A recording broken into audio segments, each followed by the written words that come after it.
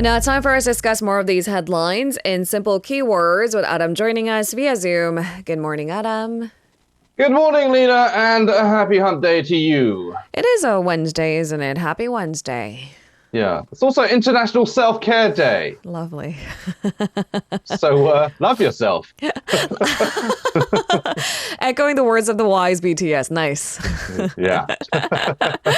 All right. Give yourself a little bit of extra love. Take time for self-care. Every day should be self-care day, in my humble opinion. Exactly. Yeah, I was about to say, yeah, every day should look after yourself. Be healthy and wealthy is what I say. All right, let's get started, Adam. We have many keywords to cover this morning, starting with President Yoon's planned Czech Republic trip. This is our first pick of the day. Yoon to Czech Republic. So President Yoon spoke by phone with the Czech Prime Minister Petr Fiala to discuss bilateral cooperation in nuclear energy and other areas. He's also agreed to visit Prague in September. Run us through what was discussed. Yeah, so nuclear energy, of course, is the big topic, of course, because Prague selected a Korean consortium as the preferred bidder for the Dukovany nuclear power plant. And Yoon expressed his gratitude for the selection during his phone call with Fiala. Now, he added that the project will be a groundbreaking opportunity for both countries to enhance their nuclear capabilities significantly.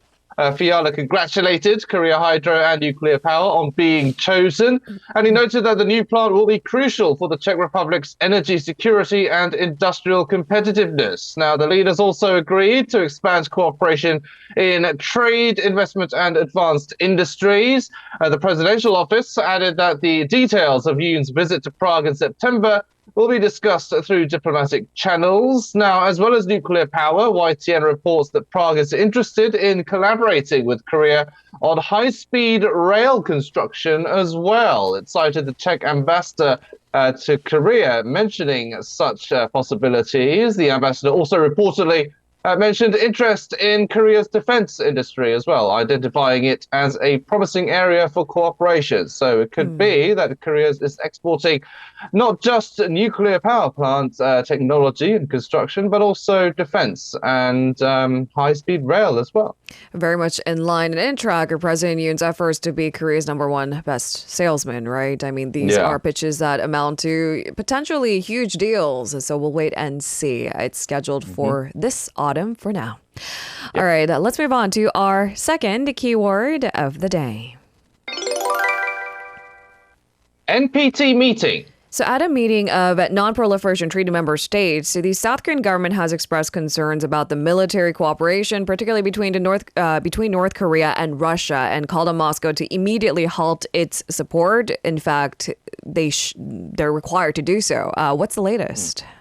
That's right, especially under the UN Security Council sanctions. Yoon Sung-mi, the deputy permanent representative of the Korean mission to Geneva, attended the NPT meeting in Switzerland. In her keynote speech, she stated that the military cooperation between North Korea and Russia is causing concern, and she mentioned Russia's veto in April to dissolve the UN Security Council's North Korea Sanctions Committee panel of experts. And she also noted the strategic partnership agreement that was signed last month between Russia and North Korea, which includes nuclear cooperation. She stressed that as a member of the NPT, Russia must stop this support immediately. She also criticized Russia's aggressive nuclear stance towards Ukraine and the delay in nuclear negotiations with Iran. She said these actions are causing a crisis in the international community. And she also emphasized that North Korea's nuclear issue is also a serious threat to global security and the non-proliferation regime. Now, why is this meeting significant, and what is the NPT? Well, it was adopted by the UN in 1968, and it represents basically the international community's commitment to preventing the spread of nuclear weapons. Member countries usually hold review conferences every 5 years to assess implementation. That's the one that Yoon Sung-mi did attend. The main themes are, of course, nuclear disarmament, non-proliferation, and peaceful use of nuclear energy. So those topics were at the forefront, especially for South Korea in regards to North Korea and Russia. All right, with that, I move on to the heated political arena, our third keyword of the day. New PPP chief. The new old PPP chief, the People Powers Party former interim chief and the country's former justice minister, Han Dong-un has been elected as the party's new leader at its national convention. What's the latest? Yeah, so he's basically got a promotion, basically. He beat three other candidates, winning over 62% of the total votes cast. The vote was held over 4 days, and it did include members of the public as well. That was after a change in the party's policy. So 20% of the votes are for the public, 80% are from the party members. In his acceptance speech, Han vowed the party will respond more to the public sentiment, and he called for a healthy and productive relationship between the party and the administration, i.e. the Yoon administration, and for understanding public sentiment through rational discussions. And he also pledged to prioritize urgent policies for people's livelihoods as well. Now, in the short term, Han is tasked with leading the PPP through its agendas at the National Assembly, despite its minority status, although it does have a pretty uphill battle, considering that the DP is pushing forward with its agendas and legislation. He is also tasked with shoring up the somewhat demoralized party, especially in the wake of its crushing defeat in the general elections, which is kind of still reeling from at the moment. President Yoon also attended the PPP's national convention as well. He stressed the need for unity and solidarity between the party and the government.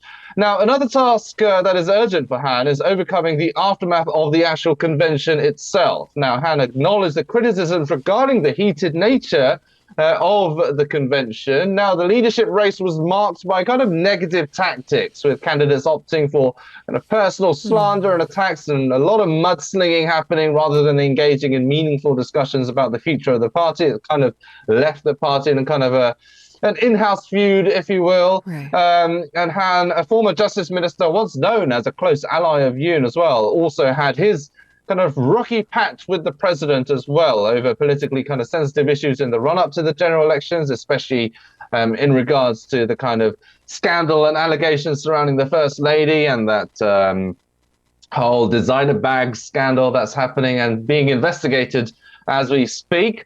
But meanwhile, current lawmakers in Yohan, a naturalized Korean, Chang Dong-hyuk and Kim Min-jun, and former lawmaker Kim Jae-won were elected to the PPP's Supreme Council. Interestingly, Korean pistol shooting legend Jin Jong-ho was elected as the Youth Supreme Council member.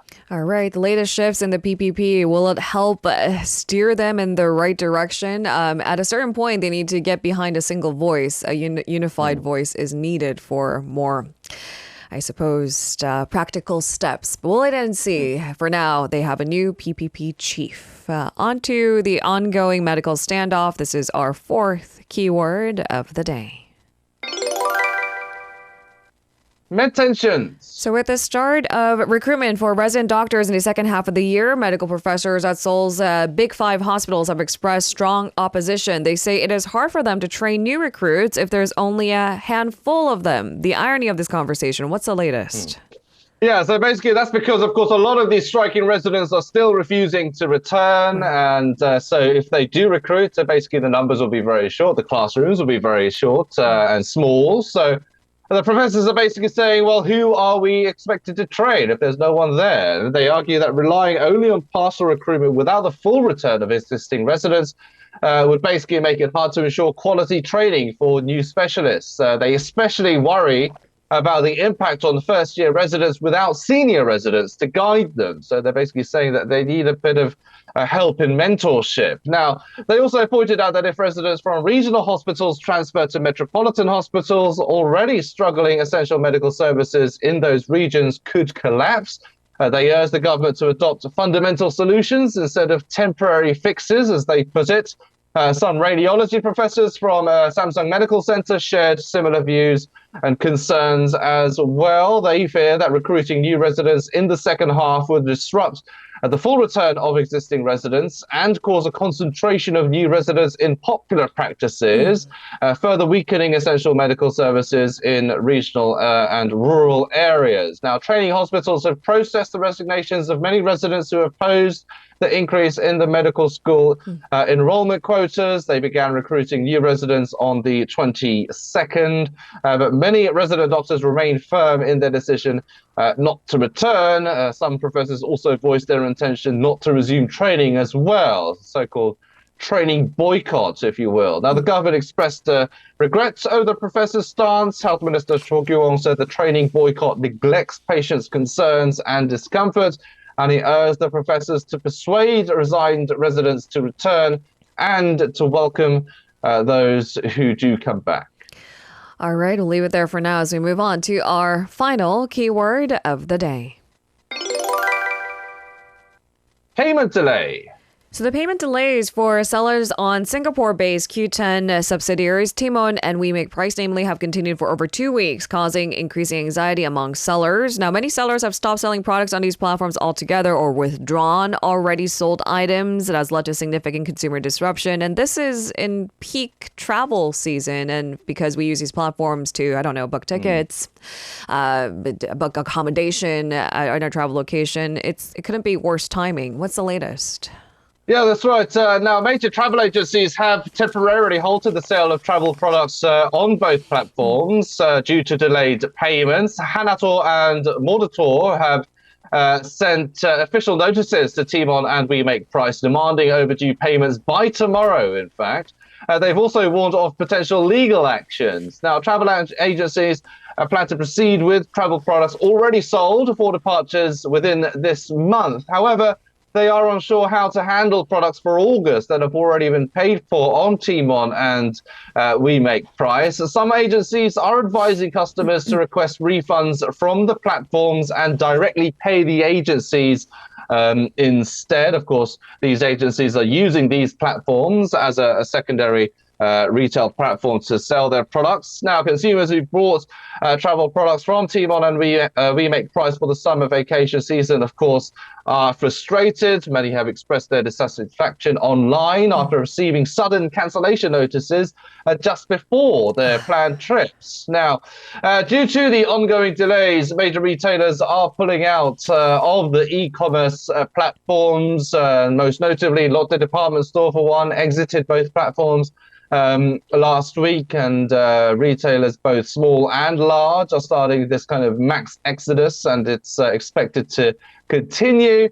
Interestingly, this isn't the first delay in payments settlements by Q10, and it kind of highlights the possible financial struggles of the firm and its subsidiaries. According to the Financial Supervisory Service, We Make Price's revenue has been declining for some years now. Timon's situation reportedly is even more critical. It has yet to submit its 2022 audit report to the Financial Supervisory Service, missing the April deadline, and thus has not disclosed its financial results for 2023. Now, Q10's explanation for the delay is a disagreement apparently among shareholders over certain wording in the report, but financial experts speculate that Timon's financial condition may be actually too poor or unstable to disclose. So they're basically hiding the fact that they're struggling. Now, since the latter half of the last year, Q10 has struggled to pay sellers, with some waiting for settlements ranging from millions to 10 billions of won. So this isn't actually just a recent issue, but apparently has been happening for at least more than half a year. Now, Q10 officially acknowledged and apologized for the delays and proposed compensation plans, but no specific details as to what they may be. I don't think you can calculate the opportunity cost of canceled trips, for one. I mean, it takes a lot of moving around to make that happen. But anyway, we'll wait for the timeline and Q10's official response. It seems that they will compensate. How much and when, that we just don't know. Yeah, so I want to avoid a little bit of confusion here. These are payment to sellers, not the actual consumers, although it does affect the consumers in the end run. Of course, these companies use these platforms and they sell the products, but of course, these platforms have to pay those sold revenues back to the companies, and that is what is being delayed at the moment. So, of course, that means their financials are also affected, and sellers are unhappy because they sold products, but they're not getting the money for it yet. So the middleman needs to be compensated for. Yes. The consumers, their schedules are disrupted. Right, so that's right. Yeah. All right. Thanks for the clarification, Adam. Just wanted to clear that up. Happy Self-Care Day. We'll see you tomorrow. Happy self-care day. Take care of yourself. See you tomorrow. If you're listening to our program using the podcast service, just a reminder that we do go live Monday through Friday, 7 a.m. Korea Standard Time. So tune in and help us make the show more informative by giving us your input. See you bright and early on Good Morning Seoul.